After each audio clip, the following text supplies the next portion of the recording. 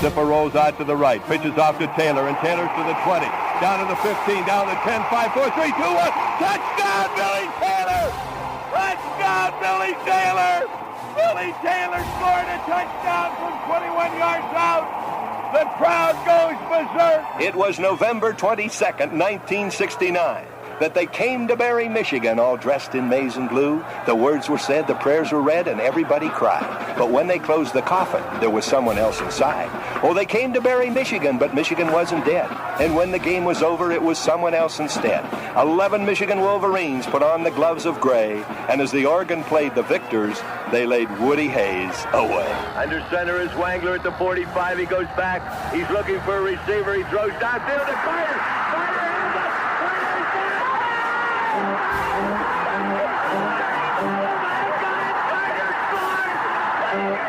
Who's got it better than us? Nobody!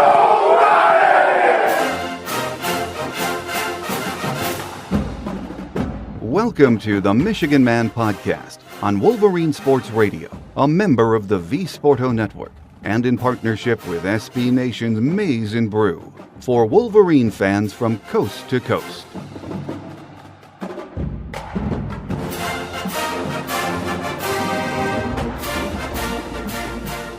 Go Blue and welcome to the show. Mike Fitzpatrick back with you. The drama continues.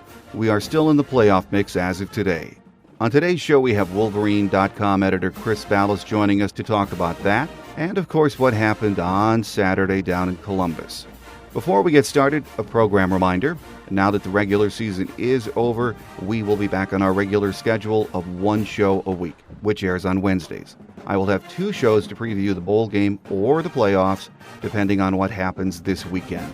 It will be an interesting start to December, to say the least. Here's my view from Section 17 to get us going today. After Saturday's game, I thought we were out of the playoff mix and would just need to wait until Sunday to see what bowl game we were going to. Then the CFP committee released their rankings last night. We dropped to 5th, but committee chairman Kirby Hocutt said the difference between Washington at number 4 and us at number 5 is razor thin. He said the committee spent over 2 hours debating who should be 4th, and they struggled with it. So we have to sweat it out until this weekend. If you read between the lines, though, a Washington loss on Friday night against Colorado might be enough to push us to 4th and that final playoff spot. Or, if Clemson loses to Virginia Tech in the ACC championship game, that could also open the door for us. But what if Penn State blows out Wisconsin or beats them convincingly in the Big Ten championship game? Does the committee move them into the 4th spot? So many things can happen, and they have to happen if we're going to get in. One thing is clear. This year's committee wants the best 4 teams in the playoff. Strength of schedule and the eye test will be huge factors in their decision. So all I can say is go Buffs and go Hokies. I like Colorado's chances if Sefo Liufau plays, and that is in question because he is the best quarterback I've seen this year, and I think the best that Michigan has faced. He is capable of leading the Buffs to a win. As far as Clemson goes, they've been playing with fire all year, and Virginia Tech is on fire right now, playing their best football of the season. So buckle up for another stressful weekend. Chris Balas is with me next on our Game Day segment here on The Michigan Man on Wolverine Sports Radio, a member of the V Sporto Network, and in partnership with SB Nation's Maize and Brew.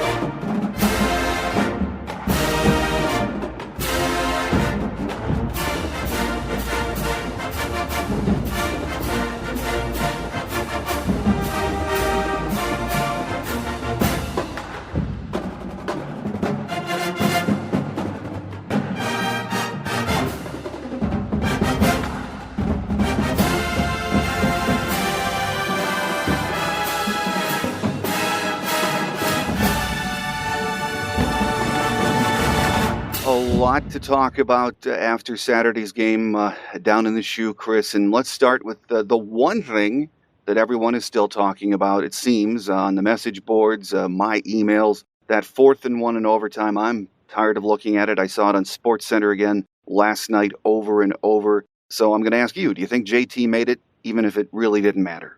No, I didn't, and I think most people didn't. And Jim Harbaugh asked all the media who saw it live, people that were on the field and in the press box, in his post-game press conference, and they said no. They didn't think he made it. He looked short, but at the end of the day, it's one of those where you're in a hostile environment.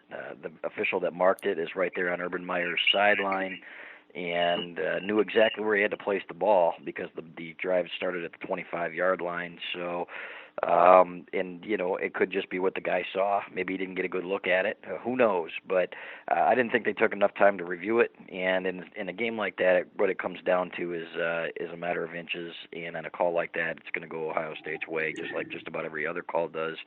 In every game in the shoe, that's a very tough place to play because the environment is so wicked. Those people are right on top of the action. So. It's unfortunate because I thought the Michigan kids deserved better. I thought they deserved to win that game. A lot of things went against them, and everybody says, "Oh, don't cry," and Michigan's crying, and so on and so forth. You know what? These kids work hard all year long to put themselves in a position to do something special, especially all these seniors that haven't had any success, haven't won a Big Ten championship. This was their opportunity. In a lot of ways, they felt like it got taken from them. A lot of Ohio State folks are saying, hey, don't cry about that last call because you could have stopped Samuel and forced a field goal, but it comes down to what you control. That's true. But that 4th down and 1 will loom large for a long time because that spot and those camera angles were completely out of our control. They were, and I've heard people say that they should have cameras on the yard markers. Doug Karst, the Michigan sideline guy, said that. And in a game of that magnitude, let's be honest, the Big Ten and college football brings in billions of dollars. Spend a couple extra $100,000 to put cameras on to follow the action right on the yard line, or something, because it doesn't cost that much money, and it's your objective to get it right. That's exactly what you have to do, and there wasn't a great view of that. The only sideline view that I've seen, it was a picture. You've seen so many doctored photos out there, Mike. Oh, look at, and the yard lines are skewed, and they're like almost perpendicular. People altering photos. Look, he made it. But the one shot that I saw, he was about, like Jim Harbaugh said, about a foot short. And that's the way it goes, But and Ohio State fans and everybody else has a point too, that these kids had a chance to get Samuel down on that play. Now, if you watch it again, there are about 3 guys being held, not a single holding call in that game either, which Jim Harbaugh mentioned too. So, yeah, some of that's out of their control as well, but it's just one of those things, man. It's kind of like the Mike Lantry field goal in 1974, for those who remember it. It looked good.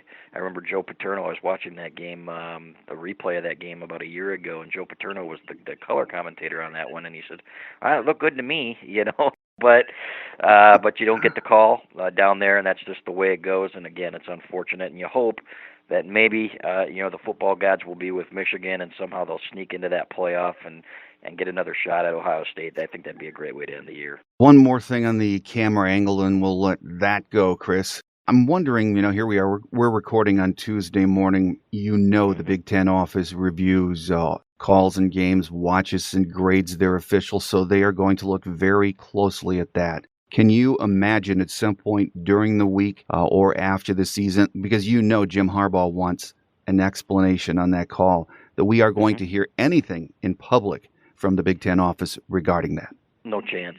And I think they're determined to make it a non-issue because they've got 2 teams in the championship game now that nobody gives a crap about. Honestly, nobody wants to see that game. Everybody knows that the Big Ten championship game was really played Saturday, and I think that the Big Ten would probably feel like it's cheapening its Big Ten championship game, and they rally around their officials when they can.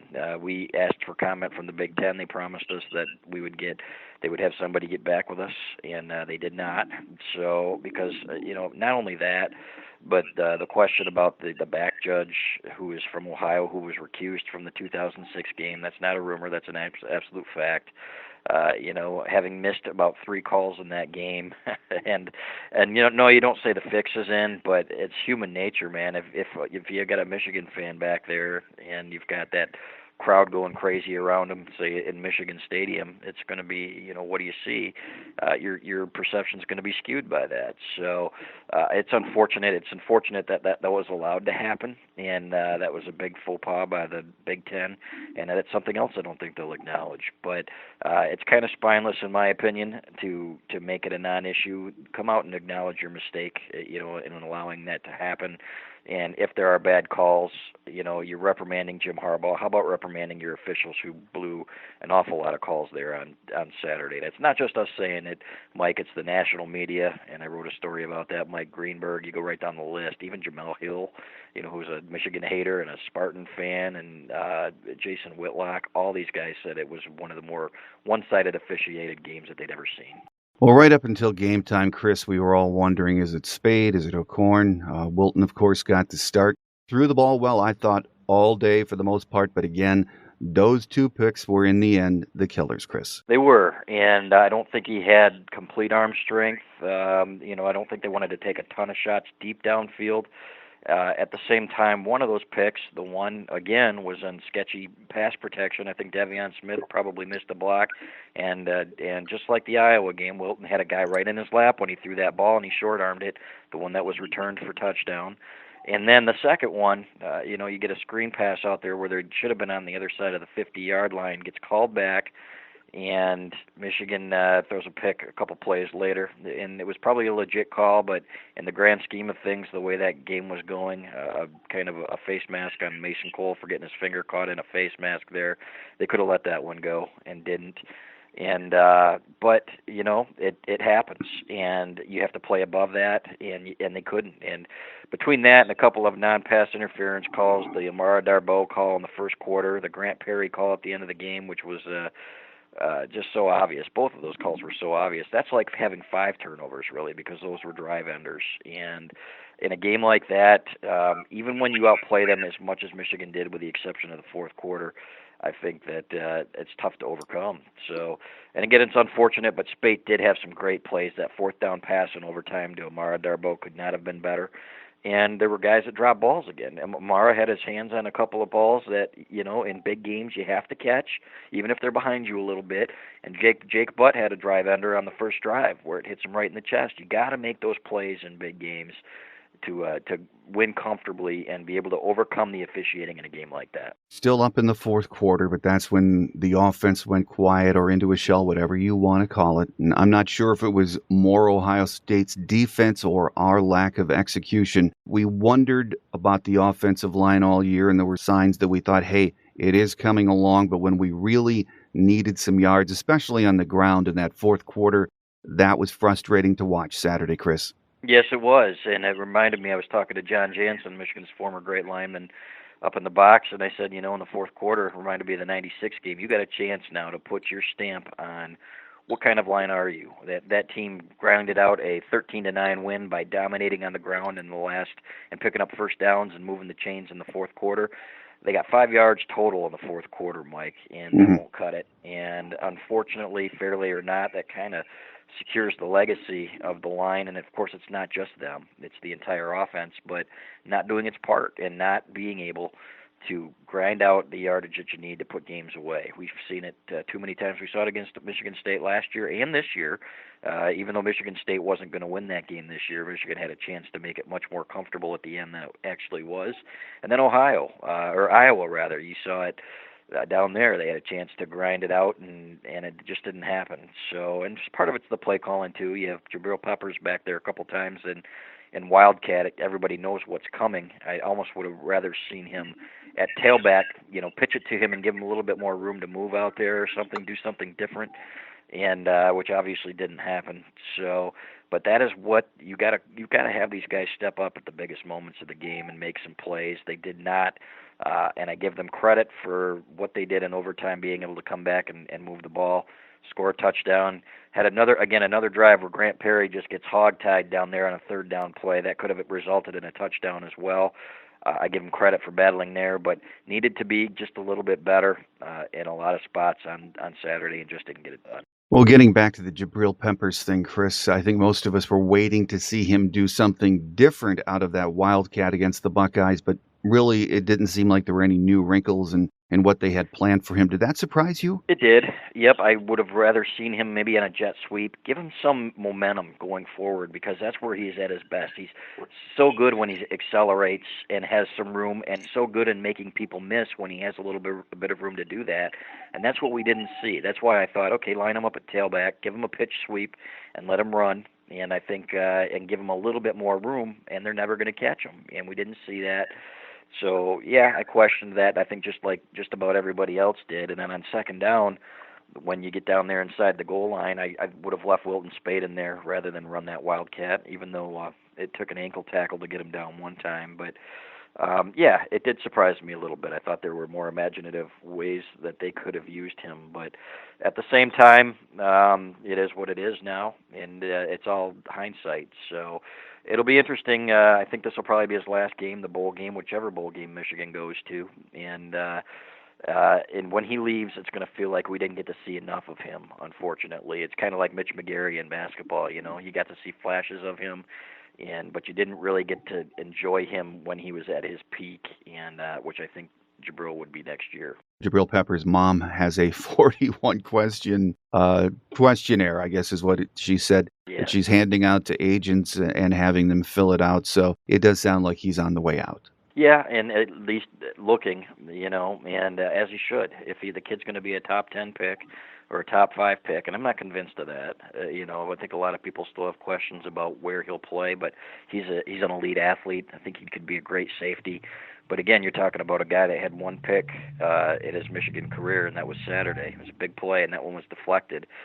So, but you know, maybe at the end of the day, he says, "Man, I want to come back and beat Ohio State before I leave, and I have a couple of things to do." It wouldn't be unprecedented. We saw Taylor Lewan do it. We've seen all kinds of guys. We saw Jake Butt do it last year. Guys like that. Chris Wormley probably could have gone. So, Jordan Lewis, another one. But at the same time, he is such an elite athlete, and if he's going to be a top 10 pick, then he should go. But right now they're just feeling it out, and we'll see what happens. But either way, wish him all the best. He's been a great kid and a great ambassador for the university. Well, the defensive effort on Saturday from Michigan was just unbelievable until, late in the fourth quarter. What a great game plan by Don Brown that was just executed brilliantly again until the final minutes of the game, Chris. It was just fun to watch. It was, and 8 sacks in the game, and before the game we all said that's where we thought Michigan had its biggest advantage. Not a single holding call, by the way, which blows your mind.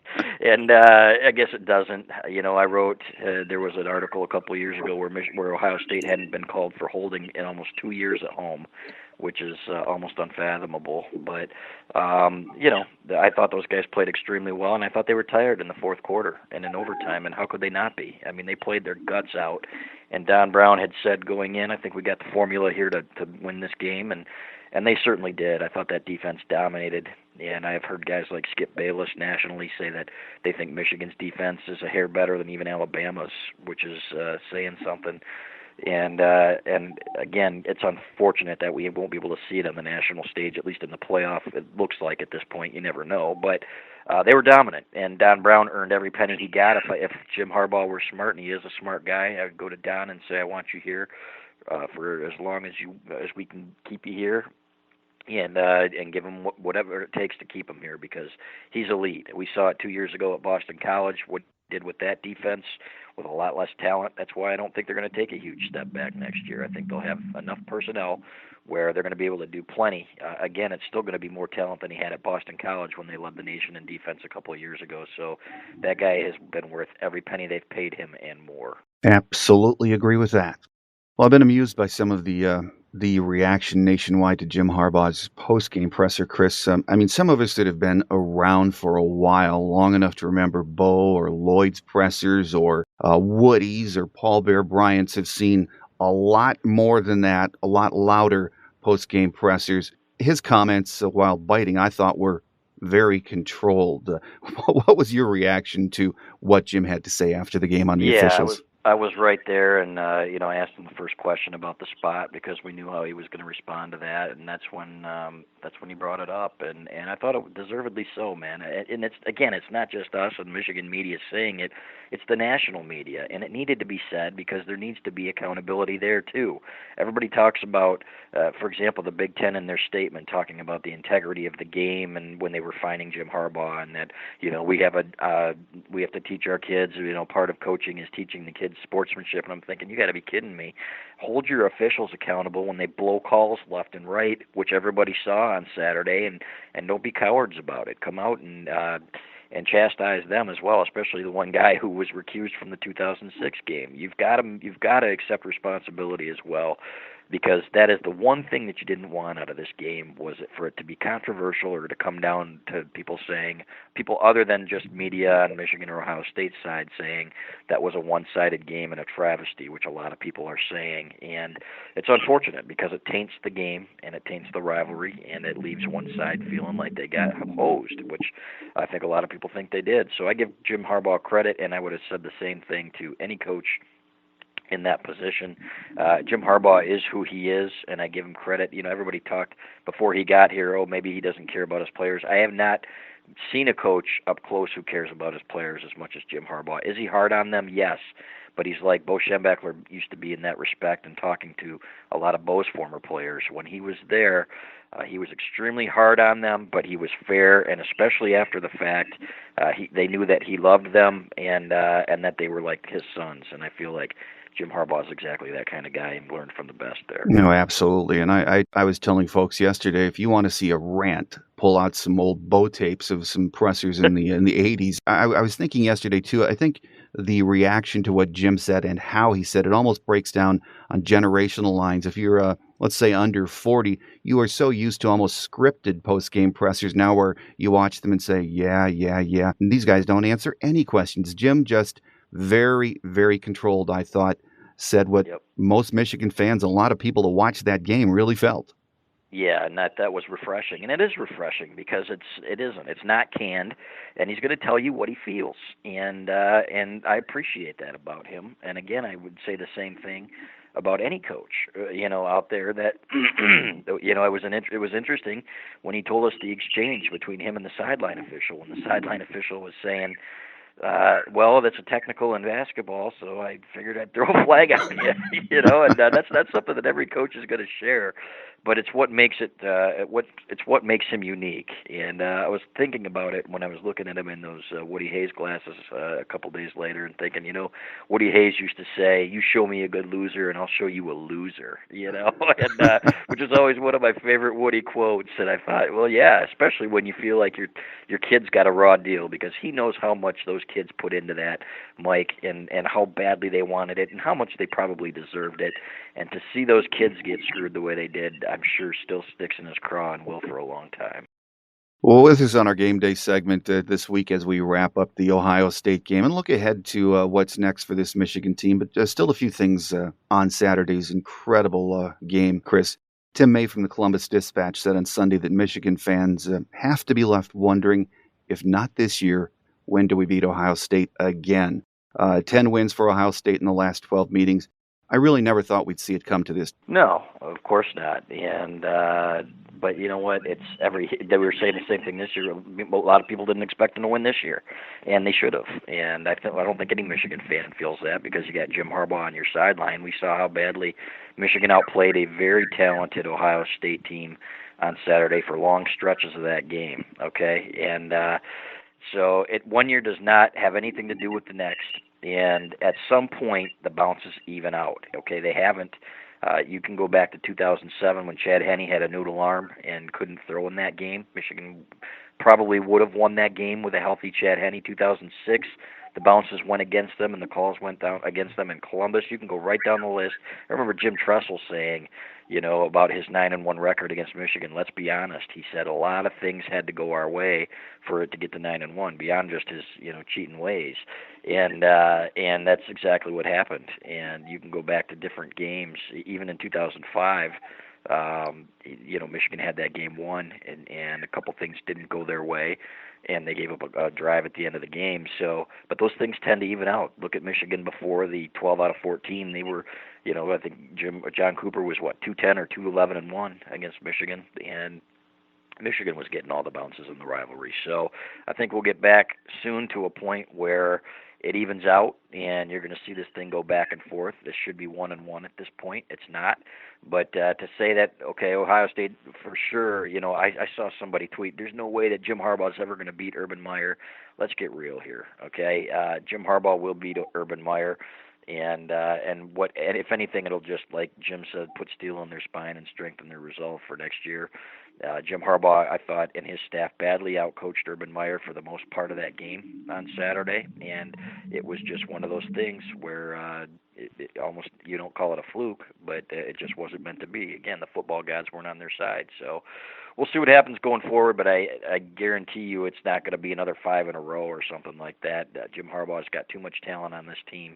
And when he gets this thing going, don't be surprised with the way that Urban Meyer responded in that press conference on Saturday. If you have some of those moments where Jim, if he's up big, goes for 2 and makes it even more interesting. It's going to be fun to watch here.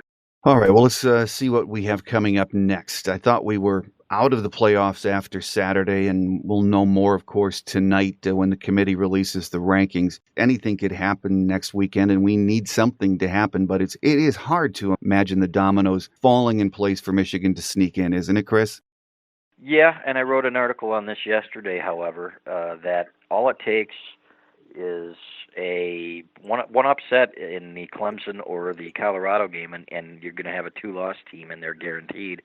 And if you're going by the look test, which is one of the things the committee does, what's the best 2-loss team out there? And I think you and I would both agree, just passing the look test, that it's Michigan, depending, of course, on what happens in the Big Ten championship game. Say Penn State goes in and blows out Wisconsin, for example, then maybe they have a right. You'd have to probably say, okay, Penn State probably deserves to be there, even though Michigan beat them 49-10 earlier in the year. So, but what happens if Clemson loses and Colorado loses? Clemson has had closer calls against worse teams than Virginia Tech this year. Should have lost to North Carolina State. And North Carolina State missed a chip shot field goal that would have won that game. And so if those two teams lose and the Big Ten championship game is a stinker, then I would think that Michigan would have a legitimate shot. And again, if they're 5th tonight, if the committee votes them 5th, and Washington were to lose and or Clemson were to lose, then I think you're right there. And it'll be interesting to see which way it goes. But it's disappointing that it comes down to a vote. It's just the way it is. And it's going to be, again, it's going to be something subjective that determines who the best 4 teams are, and somebody's going to be ticked off. And I've advocated for an 18 playoff. I think that's probably the best way to do it with the 5 conference championships, as long as they play a championship game. The 5 conference champions and then 3 at-large teams. So I think that's probably the way it's going to be headed, depending on how it plays out Saturday, because somebody's going to be ticked off. Well, however it plays out on Saturday, if those things don't happen for Michigan, it sounds like the Orange Bowl. That's the talk I've been hearing in the last 2 days. Louisville or Florida State. Hopefully it's Florida State is where we're headed, Chris. I think the Orange Bowl's on December 30th this year too, isn't it? It is, yep, and that'd be a fun one, I think. Michigan, Florida State down there. I think that's a game that a lot of people would want to see.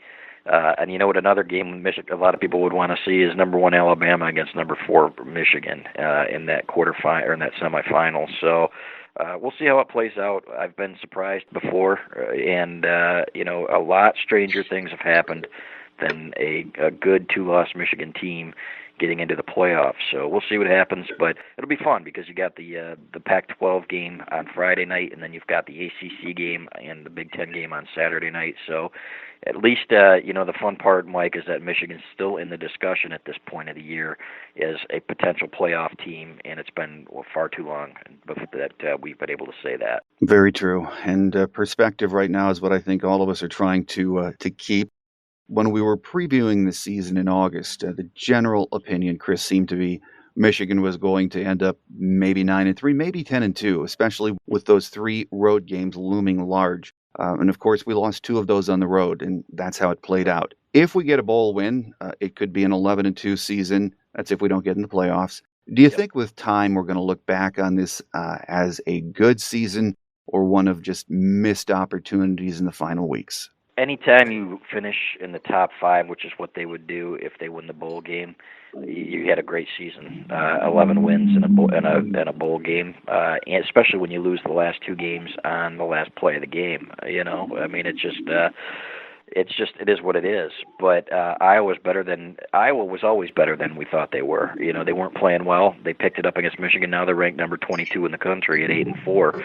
Before the season, I predicted that to be Michigan's only road loss, and it probably should have been that way and wasn't. I thought they would beat Michigan State and Ohio State on the road, which if you go back and look at the spot, they kind of did. But it is what it is, and. I think there's no question that it's a successful season. But this was the year with all these seniors and all this NFL talent on the team that they could have.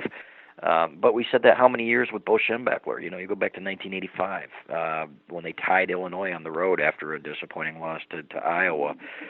If they would have done that, or in 1988 when they let the Notre Dame game get away, and Miami of Florida came back and beat them. That could have been a national championship team. It takes some luck as well, as we've seen. So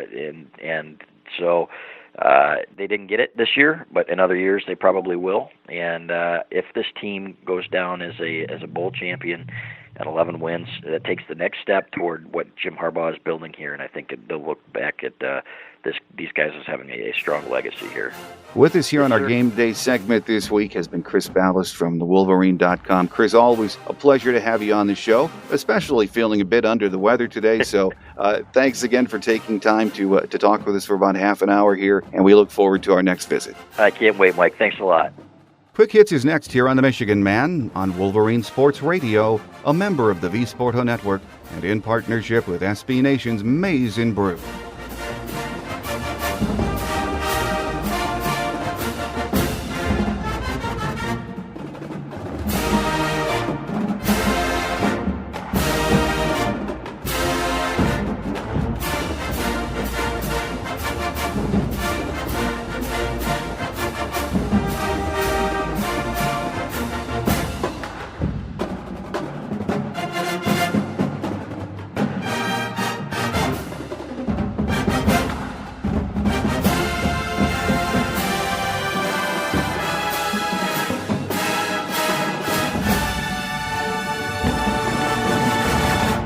On Quick Hits today, Jabril Peppers was named Big Ten Defensive Player of the Year on Monday, Best Kick Returner, and Linebacker of the Year.